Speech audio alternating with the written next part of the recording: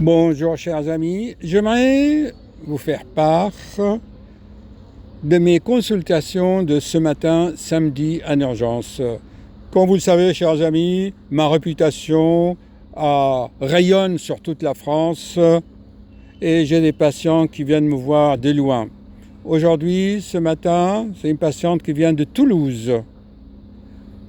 Bon, madame, qu'est-ce que je peux faire pour vous après une longue discussion?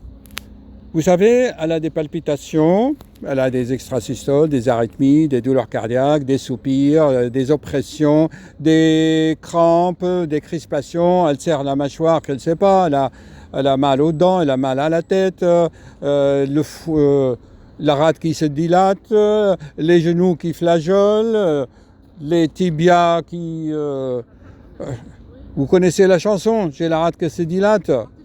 Ok, alors...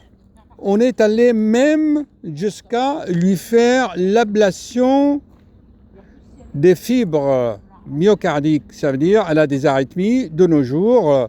On fait des radiofréquences. On va, comme je l'explique dans mon livre, chapitre 3, que vous devez absolument lire si vous ne voulez pas qu'on vous charcute. D'accord ? On lui a fait l'ablation par radiofréquence. On lui a détruit des câbles, des fibres nerveuses dans son cœur pour éviter les arythmies. Et malgré cela, elle a toujours de l'arythmie. Elle vient de me voir, je suis son 3e ou 4e cardiologue parce qu'elle a vu mes vidéos et elle a lu mon livre et elle veut une solution pour s'en sortir. Je lui fais l'échographie normale. Je lui fais donc le fameux test de paramétrage sur mon vélo. Elle pédale comme ça, tranquille. D'un seul coup, le cœur il bat à 170. Ok, on fait les manœuvres vagales, madame, respirez, bloquez, soufflez, paf! L'arythmie passe de 170 à 90. Parfait, ça se normalise avec le souffle. Ce qui régule la fréquence cardiaque, c'est le rythme respiratoire. Attendez, je vais venir pour vous parler de pervers narcissique. Vous allez voir comment le cheminement.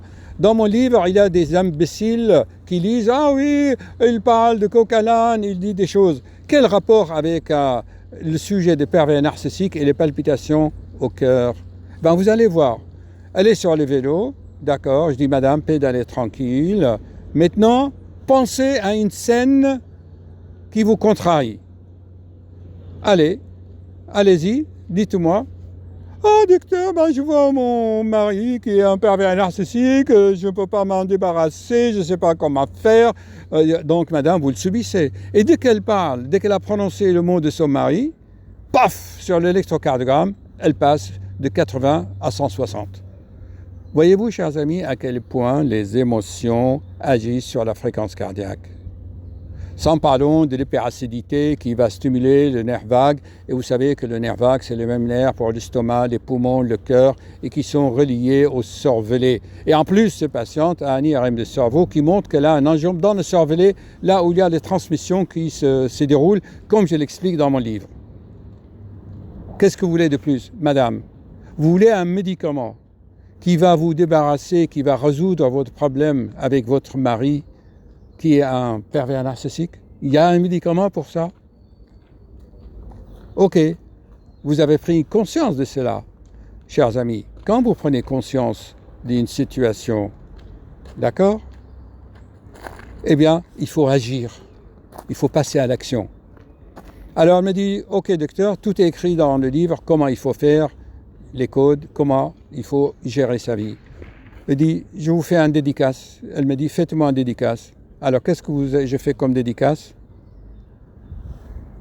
J'ai dit, avec la connaissance que je vous propose, passez à l'action. Action! Action!